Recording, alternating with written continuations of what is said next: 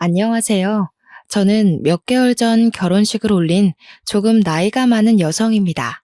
조금 나이가 많다고 하니 얼마나 먹었나 궁금하시죠? 약간 부끄럽지만 새 나이를 하고 있네요. 아, 몇 개월 전 올린 결혼식은 재혼이 아니라 초혼입니다.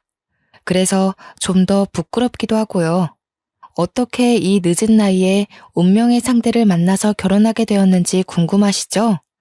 그 이야기를 풀어보려고 이렇게 사연을 쓰기 시작했습니다. 제 이야기가 재미가 있을지는 모르겠지만 그래도 재미나게 들어주셨으면 좋겠네요.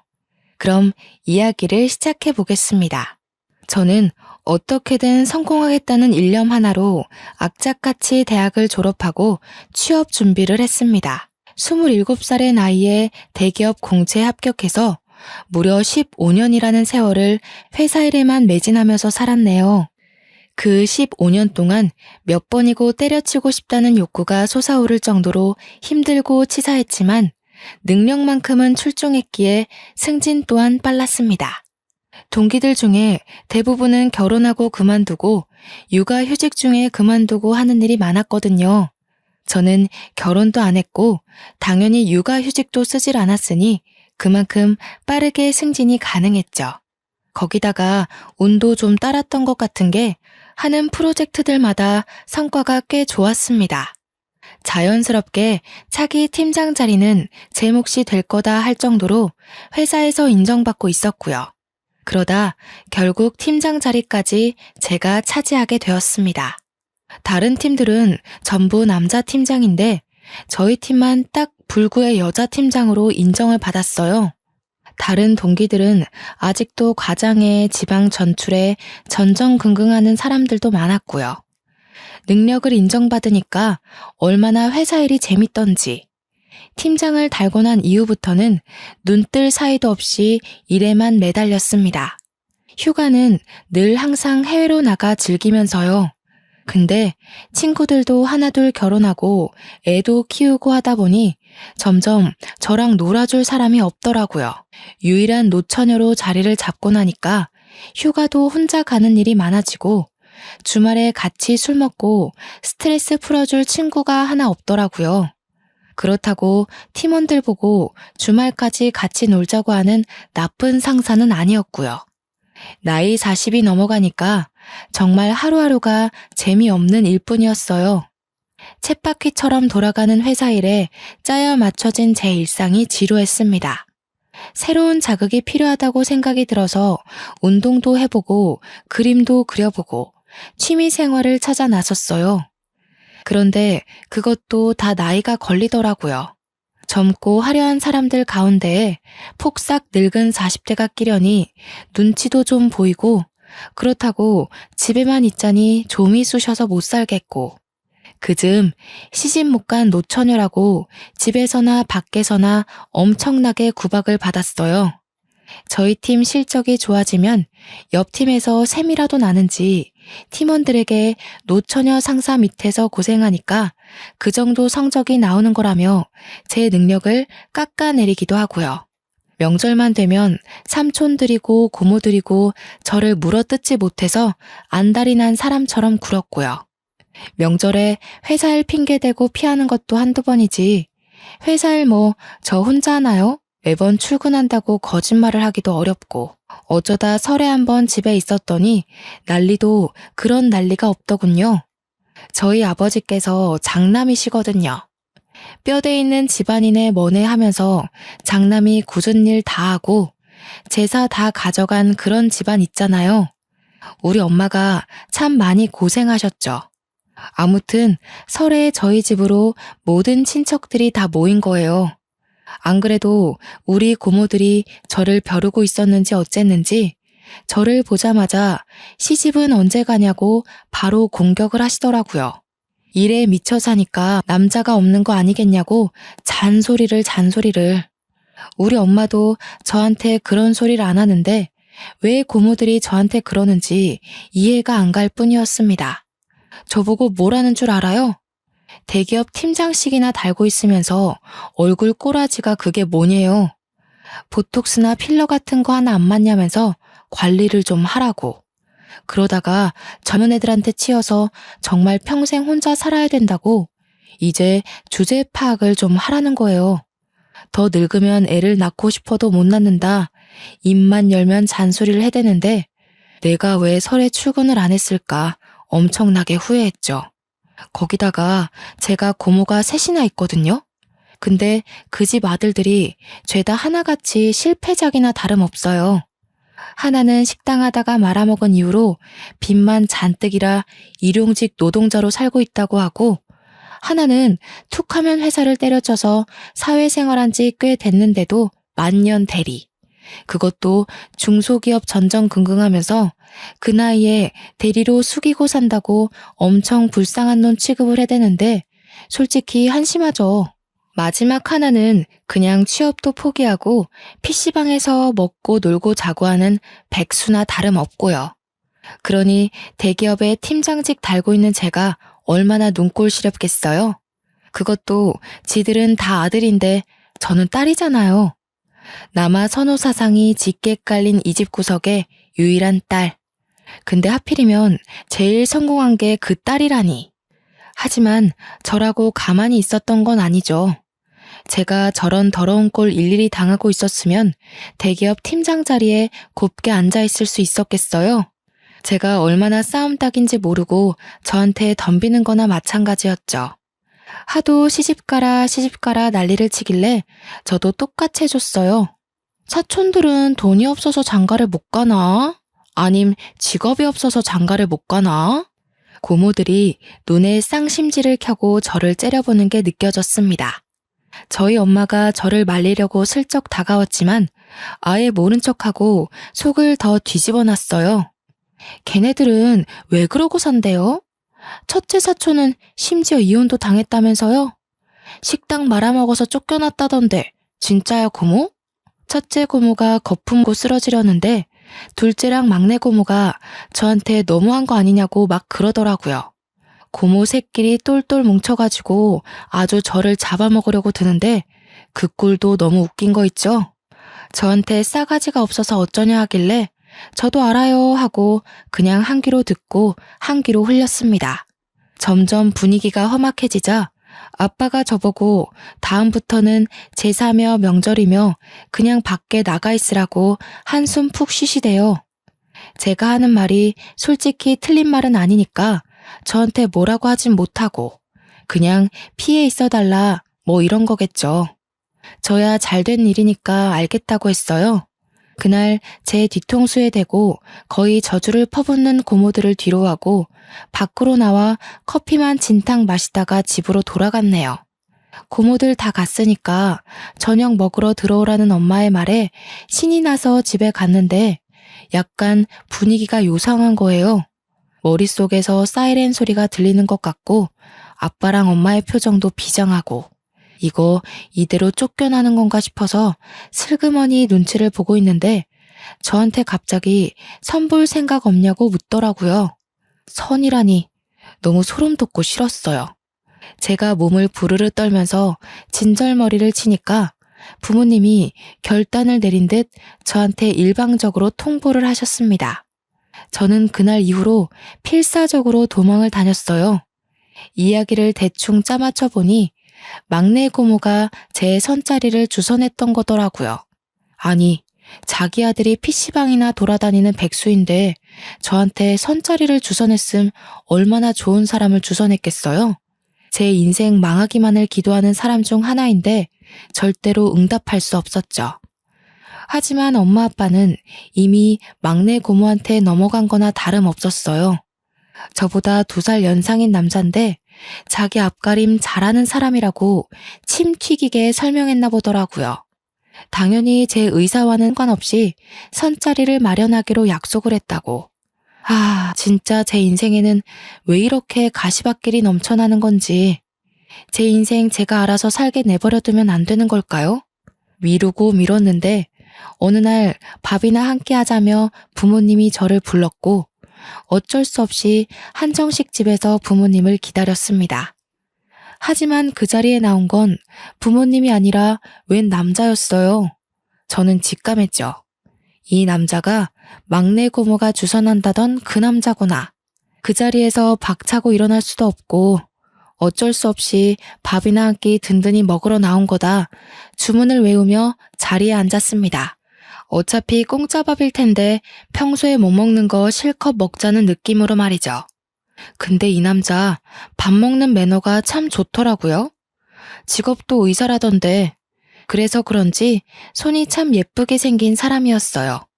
어디 의사인지 궁금해서 슬쩍 물어보니 성형외과 의사래요. 돈도 많이 벌 것 같고 원래 성형외과 의사들이 진짜 부자라면서요. 제가 농담으로 보톡스나 한번 공짜로 놔달라고 했어요. 우리 고모들이 그렇게 울부짖던 보톡스 필러 공짜로 맞을 수 있으면 한 번쯤 해보고 싶긴 했거든요. 근데 저한테 웃으면서 그럴 필요 없겠는데요? 하더라고요. 입에 발린 말도 할 줄 알고 자리가 생각 외로 화기애애했습니다. 요즘은 젓가락질 잘하는 사람 찾기가 힘든데 아주 정석으로 젓가락질을 하더라고요. 콩조림 하나 잡는데 삐끗하는 거 없이 아주 가지런히 잘 잡고요. 마음에 들긴 했는데 이대로 만나면 고모가 원하는 대로 해주는 것 같아서 대충 명함만 교환하고 나왔어요. 성형외과 원장이라고 써있긴 했는데 본인 이름 걸고 운영하는 건 아니고 페이닥터라고 하더라고요. 그렇게 배불리 먹고 집에 오니 피곤함이 막 몰려오대요. 그래서 아무 생각 없이 푹 잤습니다. 다음날 아침 출근길에 휴대폰을 보니 남자에게 연락이 와 있었어요. 모르는 번호였지만 직감했죠. 어제 선본 남자가 나한테 연락을 했구나 싶어서 전화를 했더니 이번 주에 바쁘냐고 밥 한 번 더 먹고 싶다고 했어요. 같이 밥 먹던 게 나쁘지 않았으니까 좋다고 했어요. 두 번째 만남도 꽤 괜찮았어요. 양식을 먹는데 스테이크 써는 소리도 요란스럽지 않고 대화도 아주 잘 이어가는데 이 남자는 왜 여태 결혼을 못한 거지? 하는 생각이 들었습니다. 저처럼 안 했다고 우길 수도 있지만 보통 성형외과 의사들은 빨리 결혼하지 않나? 하는 생각이 들었어요. 각설하고 그렇게 두어 번 더 만나고 밥이 아니라 영화를 보고 싶다고 해서 영화도 보고 주말에 근교 드라이브를 가자고 하길래 드라이브도 다녀오고 그러다 보니 자연스럽게 매주 데이트를 하게 되더라고요. 당연히 그 소식이 우리 고모 귀에 들어갔고 고모를 호들갑을 떨면서 우리 부모님한테 시집 보낼 수 있게 된 거 다 자기 덕이라고 으스댔대요. 틀린 말은 아니니까 그러려니 하고 넘어가긴 했는데 제가 별말 없으니까 진짜 결혼하는 거 맞냐고 갑자기 상견례를 하자는 거예요. 저는 아직 그럴 단계가 아니다 말했는데 남자 쪽 집안도 똑같은 생각이었는지 상견례 하자고 허구한 날 들들 볶는다더라고요. 부모님들의 뜻이 의기투합되었으니 당연히 머리채 잡혀 끌려가듯 상견례 자리가 마련되었습니다. 눈 뜨고 코 베인다고 그렇게 갑작스럽게 결혼식 날짜 잡고 회사에서도 드디어 노처녀 시집 가냐고 난리 나고 우리 막내 고모는 당연하다는 듯 저한테 명품 가방 카탈로그를 건네더라고요. 다 내가 주선한 자리인 거 알고 있지? 나한테 이거 800만 원짜리 명품 가방 하나 해주는 거 잊으면 안 된다. 우리 아빠도 못 해줄 거 뭐 있냐면서 저한테 카드 내놓으라고 하고 어쩔 수 있나요? 6개월 할부로 무려 800만 원짜리 숄더백을 선물로 대령할 수밖에 없었죠. 살면서 제 월급으로도 저렇게 비싼 거 사본 적이 없는 것 같은데 속이 쓰렸지만 감사한 마음으로 드렸습니다. 그만큼 예비 신랑과의 미래가 기대되기도 했고요. 아무튼 결혼 날짜 잡고 나니까 시모될 사람이 자꾸 저보고 만나자고 하는 거예요. 이제 편의상 그냥 시모 하고 부를게요. 이 나이에 설마 시집살이를 시키려고 날 부르나 싶어서 긴가민가한 마음으로 만나긴 했는데 살이보다 더 기가 막힌 것이 있더라고요. 저는 정말 상상도 못했던 일이 벌어졌습니다. 저한테 만나자마자 종이 한 장을 쓱 들이밀더라고요. 이게 뭔가 싶어서 줄줄 훑어보는 보니까 가관도 아닌 거예요, 글쎄. 결혼 서약서라고 적혀있는 종이에는 각종 질문들이 막 적혀 있었어요. 저한테 펜 하나를 건네면서 여기에 빽빽하게 채워 넣으라고 딱 팔짱 끼고 앉아서 명령을 하는데 기가 찼습니다. 결혼 서약서라고 적힌 종이에는 제 연애사를 적어라, 첫 경험 나이가 몇 살인지 적어라, 가진 재산이 얼마인지 샅샅이 적어라, 결혼 후 내조 계획을 적어라, 그리고 마지막에는 시부모를 어떻게 공경하며 결혼 생활을 이어갈지 적어라, 시부의 노후를 어찌 책임질 건지 적어라. 이딴 게 쓰여 있었어요. 저는 너무 기가 막히고 코가 막혀서 시모한테 이게 뭐냐고 물어봤죠. 제 눈으로 읽고 있었지만 정말 현실감이 하나도 없더라고요. 그랬더니 시모가 한다는 소리가 일종의 보험 같은 거래요. 자기는 뱉은 말 무조건 지키는 사람을 좋아한다면서 저한테 약속을 받아내는 거라고, 이대로만 지키면 1등 며느리다 하시는데 도대체 경험 나이가 뭐가 중요하다고 그걸 적으라는 건지 수치심까지 들더라고요. 말도 안 되는 서약서다 싶어서 빤히 내려다보고만 있으니까 얼른 적지 뭐하냐고 닥달을 하더라고요. 이걸 정말 적어가면서까지 해야 되는 결혼인가 고민을 하고 있는데 저한테 한 장을 더 들이밀더라고요.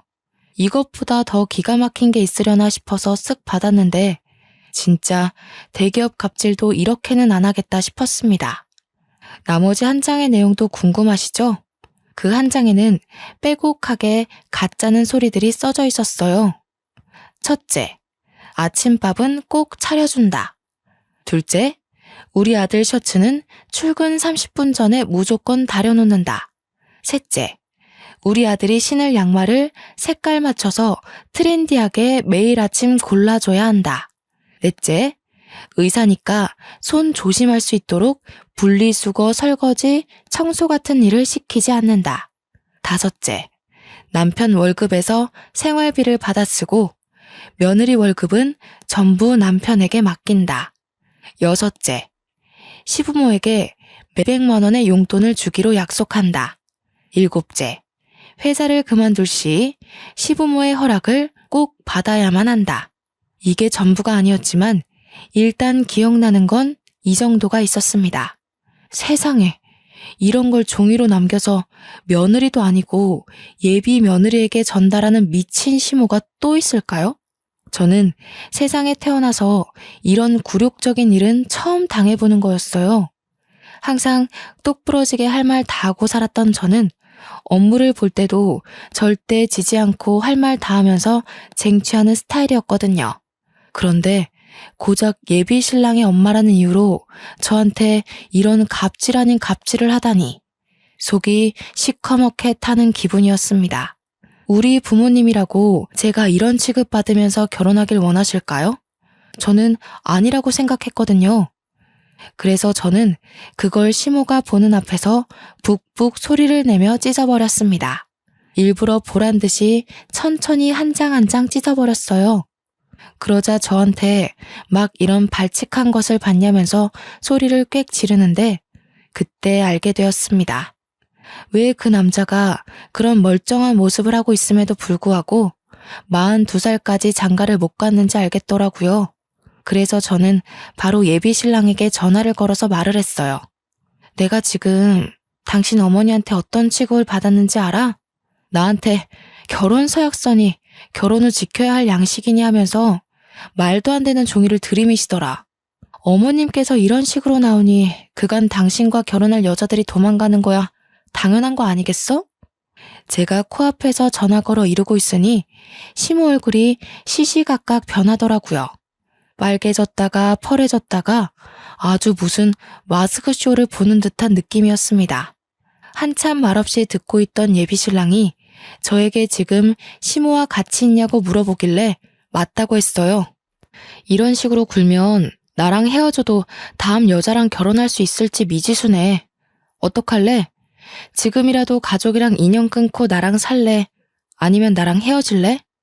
제가 대놓고 고르라고 하니 시모가 기겁을 하면서 지금 무슨 소리를 하는 거냐고 막 따지고 들었어요. 우리 아들이 얼마나 효자인데 가족과 인연을 끊겠냐면서 저한테 생긴 것만큼 독하다고 막 욕짓거리를 뱉는 거예요. 저보고 당장 전화 끊으라고 하면서 2번 다신 우리 아들이랑 연락도 하지 말고 만나지도 말라고 하는데 시모의 그 자신만만한 얼굴과 태도도 꼴 보기 싫더라고요. 그런데 거기서 예비 신랑이 저한테 딱 잘라서 너랑 헤어질게 한 것도 아니고 잠깐 며칠만 생각할 시간을 달라고 했어요. 그 이야기가 휴대폰에서 흘러나오니까 시모의 얼굴이 창백해지면서 입을 떡 벌리는데 제가 이긴 것 같은 기분까지 들었습니다. 시모는 부들부들 떨면서 현실을 받아들일 수 없다는 입장이었어요. 저는 될 대로 되라는 식으로 대놓고 시모에게 이야기를 했습니다. 어차피 잘 되어도 시댁과 인연을 끊을 거니 만날 일 없고 안 되면 헤어지는 거니 더더욱 만날 일 없는 사람이니까요. 본인 아들이 소중하고 최고라고 생각하셨으면 다른 집 딸도 소중하고 최고라는 걸 알고 계셨어야죠. 언제까지 이런 얄팍한 수로 좌지우지하려고 하셨어요? 이제 선택은 그의 몫이니까 저는 더 이상 얼굴 마주하는 일 없었으면 좋겠습니다. 아니, 잠깐. 내가 경솔했어. 아무리 그래도 그렇지 어떻게 자식과 부모 간의 연을 끊으려고. 제가 선택했나요? 그이가 선택할 몫인걸요. 지긋지긋했을 수도 있죠. 저한테 이러지 마시고 아드님이랑 이야기를 나눠보세요. 저는 태연하게 그 자리를 박차고 나왔습니다. 정말 42살이나 먹고도 의사임에도 그것도 돈 잘 버는 성형외과를 하면서도 왜 장가를 못 간 건지 의문이었는데 속 시원히 알게 되었죠. 말 맞다나 시모의 저런 못된 농간질로 인해 장가 못한 거라면 적어도 이 사람에게 문제는 없다는 뜻 아니겠어요? 저도 어차피 결혼 같은 거 귀찮다고 생각했었던 사람이니까 이 사람이 가족을 선택해도 저한테 크게 충격이 올 것도 없었고요. 그냥 무작정 이 남자의 연락을 기다리게 되었습니다. 매일같이 결혼식 준비다 데이트다 꾸미고 나가던 딸이 집에서 내내 시간을 보내니까 부모님께서 안달이 나셨나 봐요. 저한테 넌지시 물어보시길래 이걸 말할까 말까 고민하다가 속 시원하게 털어놓았습니다. 그랬더니 우리 엄마 완전히 거품고 쓰러지시는 거 있죠? 세상에 노망난 게 틀림없다면서 어디 그런 걸 들이미냐고요. 고모들이 우리 집에 와서 난동 부릴 때마다 엄마가 맨날 시집살이 시키는 집엔 절대 시집 못 보낸다고 했었거든요. 저한테 똑 부러지게 아주 잘했다고 칭찬을 입에 침이 마르게 하셨어요. 제가 생각해도 좀 똑 부러지는 처사였다고 생각하고요. 집에서도 제 편을 들어주니 마음이 든든해지더라고요. 이제 남은 건 예비 신랑이 어떤 결정을 내리느냐 그거에 달린 거였죠. 저는 먼저 연락하지 않고 재촉하지 않고 끈질기게 기다리고 인내했습니다. 딱 5일 뒤에 저희 집으로 찾아왔더라고요. 부모님께서도 일단 찝찝하지만 안으로 들이라 하셔서 집에 들어와 허심탄회하게 이야기를 나눴습니다. 제가 그동안 생각이 많이 짧았습니다. 어머니께서 그런 작업을 뒤에서 하고 계신지도 모르고 헤어짐을 늘 받아들여야만 했어요. 이제는 그렇게 해선 안 된다는 생각이 들었습니다.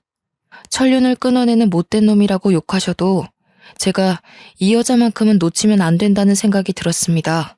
인연 끊고 오겠습니다. 그러니 결혼 허락해 주셨으면 좋겠습니다. 감정이 격해지지도 않고 조근조근 자기 할 말 다 하는 이 남자를 어찌 사랑하지 않을 수 있을까 하는 생각이 들었습니다. 우리 부모님께서도 그 진심이 느껴지신 건지 예비 신랑에게 부모님의 몫까지 장인 장모가 채워주겠다고 약속을 하셨습니다. 예비 신랑은 며칠 밤을 잠 못 자고 고민했다고 했어요. 그래서인지 안색도 푸석하고 마음이 참 안타깝고 슬프더라고요.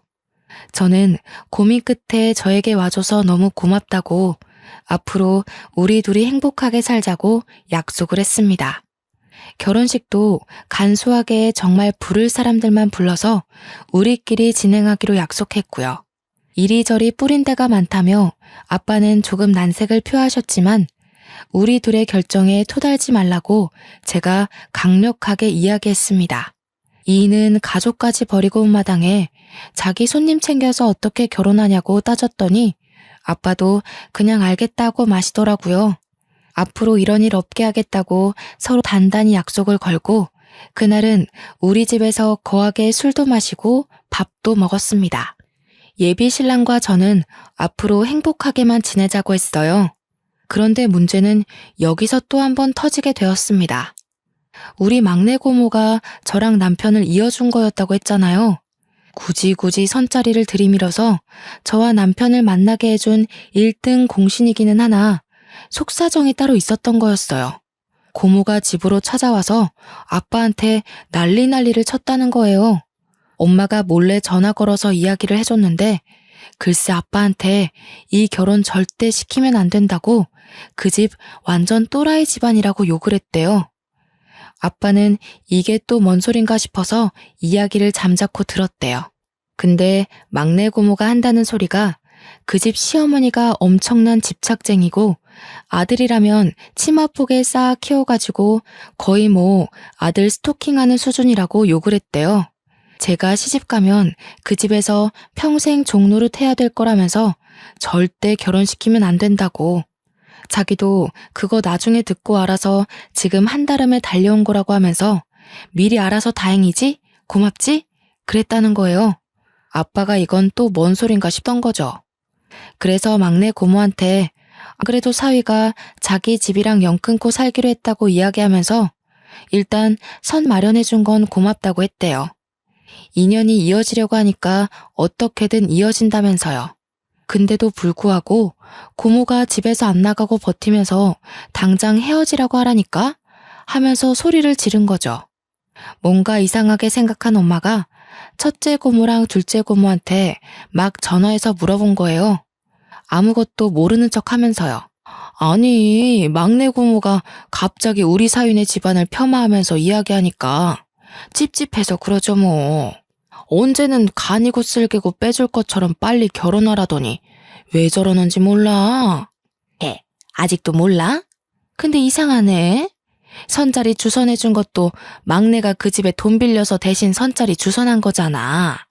근데 갑자기 왜 또 마음을 뒤집고 결혼하지 말라고 난리지? 엄마가 모르는 척 되물었대요. 돈을 빌렸다뇨? 하니까 첫째 고모가 술술 불더라는 거죠. 알고 보니 시댁에 3천만 원을 빌린 게 있었대요, 막내 고모가. 하나뿐인 아들이 맨날 PC방 전전긍긍하다가 돈이 없어서 중고마켓 사기를 쳤는데 그게 줄줄이 엮여서 합의금을 냈어야 했다네요. 급하게 3천만 원이 필요한데 우리 집에는 이미 빌려간 돈도 있었고 하니까 그나마 돈 있는 제 시댁에 빌렸던 거죠. 근데 시댁에서 3천만 원 안 갚아도 되니까 좋은 여자 선자리 하나 알아봐 달라고 한 거예요. 그래서 고모가 옳다구나 싶어가지고 저를 들이민 거죠. 나중에 말 바꾸고 싶어도 가족 사이에 돈 달라고 하기도 애매하고 하니까 술을 쓴 거예요.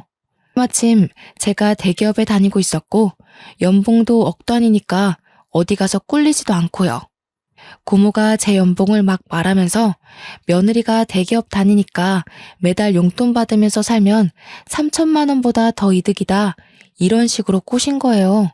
예비시댁도 계산기 두드려보니 틀린 말도 아니고 거기다가 한 번 만나고 오니 아들도 제가 좋다고 하고 그래서 시댁에서 좋다고 저 소개받고 3천만 원의 빚을 탕감해주기로 했는데 그 결혼 서약서 때문에 모든 게 틀어진 거예요. 아들이랑 며느리 피 빨아먹으면서 노후 떵떵거리고 살겠다 싶었는데 아들이 뜬금없이 결혼 성공하고 싶다며 부모와 절연을 선언해버렸으니까요. 그러니까 막내 고모한테 그 불똥이 팍 튄 거죠. 너 때문에 다 망했다. 다 우리 아들 돌려내라. 파혼시켜라. 어떻게든 이 결혼 못 막으면 너 나한테 3천만 원 당장 갚게 될 줄 알아라 하면서요. 고모는 단돈 3천만 원 때문에 저를 팔았다가 지금은 수습하느라 계속 저희 집에 찾아와서 제 결혼을 뜯어말리는 거였고요. 사건의 전말을 알게 된 부모님께서는 800만 원짜리 가방 괜히 사줬다면서 당장 그거부터 찾아오자고 하셨습니다. 저는 사건이 하루 걸러 마구마구 터지니까 정신이 없었어요. 그 와중에 저를 3천만 원에 팔아먹고 저한테 800만 원짜리 명품백까지 뜯어낸 막내 고모를 경멸하게 된 건 당연한 거고요. 제 이야기를 들은 예비 신랑도 진짜 표정이 딱 굳어버리는데 무섭더라니까요. 아빠가 안 그래도 고모네 집 찾아간다고 벼르고 있는데 막내 고모가 또 집으로 찾아왔더라고요. 하필이면 제가 집에 있을 때 찾아와서는 저한테 막 이 결혼하지 말라고 난동을 치는 거예요. 저희가 3천만 원에 대한 속사정을 모르는 줄 알고 저한테 막 예비 신랑 험담까지 하는데 우리 엄마가 참다 결국 폭발하고 말았죠. 아니 신우, 너무한 거 아니에요? 우리 딸한테 선자리 주선한 것도 그 3천만 원 때문이라면서요. 근데 이제 와서는 3천만 원 갚으라니까 결혼하지 말라고 난동을 부려요? 아니, 올케가 그걸 어떻게 알았어요? 내가 진짜 일이 꼬일라니까 한도 끝도 없이 꼬이네. 사정 다 알았으니까 내가 솔직하게 이야기할게요. 그 집에 3천만 원 대신 갚아줘요, 그럼. 저는 완전히 벙쪘죠. 그 돈 빌려다가 아들내미 합의금으로 써놓고 이제 와서 왜 우리 보고 보따리 내놓으라는 격인지 제가 코웃음을 뻥치니까 막내 고모가 씩씩거리면서 저보고 너만 아니었으면 일이 이렇게 꼬일 것도 없었다고 하더라고요. 솔직히 그 서약서가 뭐가 어떻고 어떻다고. 그냥 네네 하고 받으면 되지. 그걸 따박따박 따지고 들어서 일을 이렇게 만들어? 이래서 여자가 사회생활 오래 하고 그러면 피곤한 거야. 아무리 그래도 집안 어른인데 네가 그러면 되겠니? 고모가 돈 갚아야 해서 이러는 거지. 내가 잘못한 거 하나도 없거든요. 선택은 신랑이 한 거지 제가 종용한 게 아니라고요. 그리고 그 3천만 원을 왜 우리가 갚아요? 고모 아들이 사고 쳐서 합의금 낸 건데 우리가 왜 갚아주냐고요. 고모가 저한테 삿대질을 하면서 저리 정이 없냐고 돈도 잘 버는 게 돈 좀 주면 안 되냐 막 그러는데 진짜 사람이 이렇게 뻔뻔할 수도 있는 건지. 그 말을 듣던 아빠가 화가 머리끝까지 차오르셨는지 막내 고모한테 지금 당장 나가라고 꼴도 보기 싫다고 소리치니까 그제서야 좀 목소리가 줄어들더라고요. 우리 아빠 진짜 무서운 사람이긴 하거든요. 동생들한테 한없이 다정하고 착하게 굴다가도 수틀리면 눈도 안 마주치고 끝까지 꽁에 있는 그런 사람이요. 3천만 원만 갚아주면 당장 나간다니까. 내가 오죽하면 이러겠냐고 오빠. 이게 아직도 정신 못 차리고 무슨 소리라는 거야 진짜. 우리 딸이 너한테 800만 원짜리 가방 사준 것도 내가 다 알고 있다고. 그걸 네가 무슨 자격이 있어서 받아? 그 가방부터 내놔. 그러니까 고모 얼굴이 새하얗게 변해서는 우물쭈물 하더라고요. 암만 그래도 800만 원짜리 가방을 빼앗기긴 싫겠죠. 그러면서 아주 얄밉게 이야기를 하더라고요. 내가 급전이 필요해서 그 가방 팔아서 없어. 800만 원짜리라더니 금매로 파니까 500만 원밖에 안 주더라. 이왕 받을 거 더 큰 걸로 받았으면 이런 일도 없었을 텐데. 너 지금 그걸 말이라고 하는 거야? 당장 따라 나와. 고모네 집이 우리 집이랑 동만 다른 같은 아파트였거든요. 아빠는 제 팔을 덥석 잡고는 앞에 있는 고모한테 앞장서라고 했어요. 고모가 말귀를 못 알아들으니까 당장 너네 집으로 가자고 하면서 고모의 등을 떠밀었습니다. 고모가 뭐 별 수 있나요? 아빠의 불아리는 눈에 고모가 잔뜩 쫄아가지고 현관문을 열었습니다. 아빠가 문 열리자마자 집안을 샅샅이 뒤지기 시작했어요. 그러더니 옷방에서 가방을 하나 꺼내오더라고요. 네, 바로 제가 사준 800만 원짜리 명품 가방이었습니다. 그 가방을 꺼내서 제게 딱 주시는데 고모가 막 절규를 하더라고요. 아니, 치사하게 줬다가 뺏는 게 어딨어? 그리고 따지고 보면 내 덕에 둘이 결혼하는 건 맞잖아. 그 가방 내 거야. 소란 피우지 말고 얌전히 있어. 이거 사주라고 내 딸한테 말한 게 쪽팔리다 쪽팔려. 그러면서 저한테 이거 환불하기 늦었냐면서 저보고 가지라고 던져주었어요. 제 돈으로 산 거니까 제가 갖는 게 맞죠 뭐. 팔았다고 거짓말한 것도 가방 빼앗기기 싫어서 마지막 발악을 한 것 같은데 결국엔 찾아내서 가지고 오니까 고모가 막 매달리더라고요. 저한테 이미 준 거 아니냐고 제발 달라고 막 애원을 하는데 이깟 가방이 뭐라고 이렇게까지 하나 싶었습니다. 제 바지가랑이 붙잡고 매달리는 고모의 손을 아빠가 탁 쳐내더니 그러길래 남의 일에 뭐 그리 참견을 해대냐며 잔소리를 퍼부었습니다. 저는 속으로 얼마나 고소했는지 몰라요. 고모들이 매 명절마다 찾아와서 잔소리할 때 아빠는 그냥 듣고만 있었는데 그게 마음에 다 쌓여 있었나 봐요. 우리 딸은 너희 아들이랑 달리 사고도 안 치고 똑부러지게 자기 할 일 다 하는 녀석이라고 하면서 이깟 가방 네 아들 보고 사달라 해라 하시는데 엄마도 뒤에서 엄지척 하시고 저도 아빠에게 새로운 모습을 본 것 같아서 속으로 박수를 막 쳤습니다. 아빠가 딱 쐐기를 박으셨어요. 너 그 3천만 원 갚을 때까지 내 눈앞에 띄기만 해봐 아주. 감히 우리 딸 가지고 장사한 것도 열이 받아 죽겠는데 나더러 네가 빌린 3천만 원까지 갚아달라는 소리를 해대? 고모가 아무 말도 못하고 우물쭈물 있자 아빠는 혀를 끌끌 찼습니다. 스스로 벌어서 그 돈 다 갚으면 그때 얼굴 보고 살 테니까 그전까진 얼굴 비추지도 말어.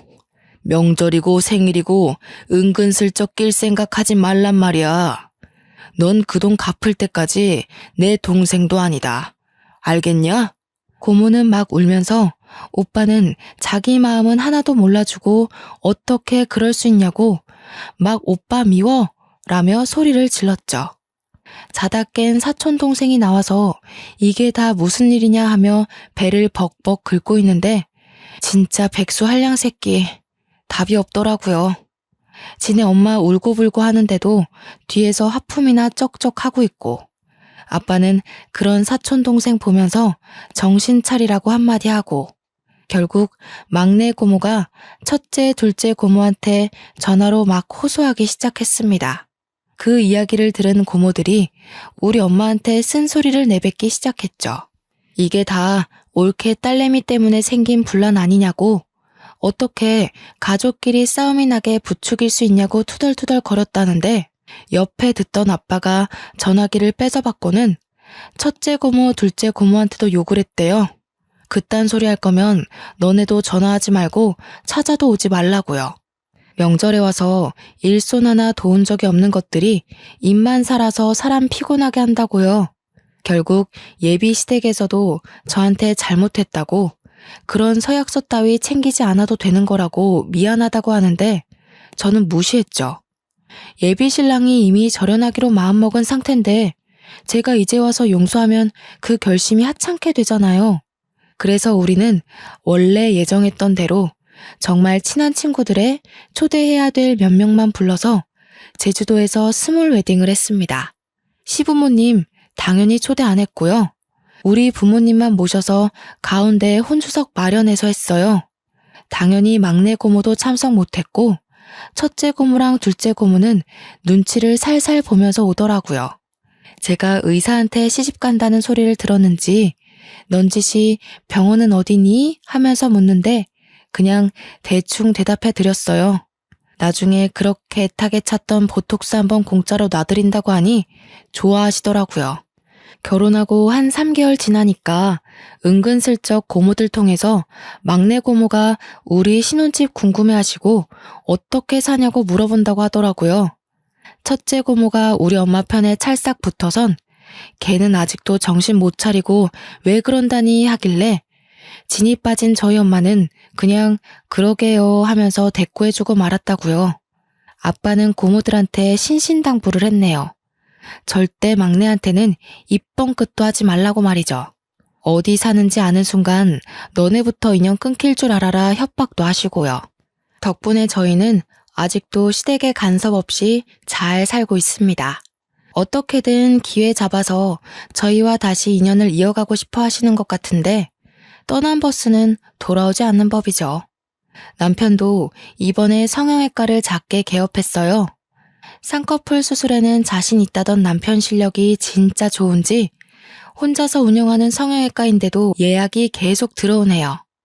벌써 남편과 행복하게 지낸 지 1년이 다 되어 가요.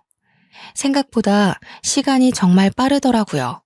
깨를 볶다 보니 1년이란 시간이 지났고 저희는 슬슬 2세도 준비해 보려고 합니다. 물론 나이가 조금 있어서 난임 클리닉을 다녀야 할 것 같지만 그래도 충분히 가능성이 있다고 하니까 포기하면 안 되겠죠? 시험관 시술이 많이 아프다고 해서 걱정도 조금 들지만 용기를 가지고 시도해 보려고 합니다. 그때 제가 만약 서약서를 찢어버리지 않았다면 지금 같은 행복은 없었겠죠? 저를 믿고 저를 선택해준 남편에게 다시 한번 고마움을 느껴요. 헌신도 제 짝이 있다고. 제 짝은 지금 남편이 틀림없는 것 같습니다. 막내 고모의 주선 덕분에 얻은 짝꿍이지만 그 부분은 틀림없이 제가 고마워해야 하는 거 맞겠죠? 물론 지금 당장엔 고마움을 이야기할 마음은 없고요. 우리 막내 고모가 저한테 퍼부었던 잔소리를 생각하면 아직 좀 더 당해도 될 것 같습니다. 제가 속이 좁다고 느껴지실지 모르겠지만 근래에 얼마나 사이다를 먹은 것 같은 느낌인지 첫째 고모, 둘째 고모도 우리 엄마한테 설설 기는 걸 보면 아주 속이 시원해요. 여러분도 본인의 짝과 행복하신가요? 틀림없이 행복하실 거라고 생각할게요. 추운 날씨에 짝꿍 옆구리 꼭 붙잡고 행복한 하루를 보내시기 바라겠습니다. 연말인데 부부 동반으로 즐겁게 보내시고 솔로라면 빛이 나는 솔로 생활을 즐겨보세요. 제 이야기는 여기까지입니다. 들어주셔서 정말 감사합니다.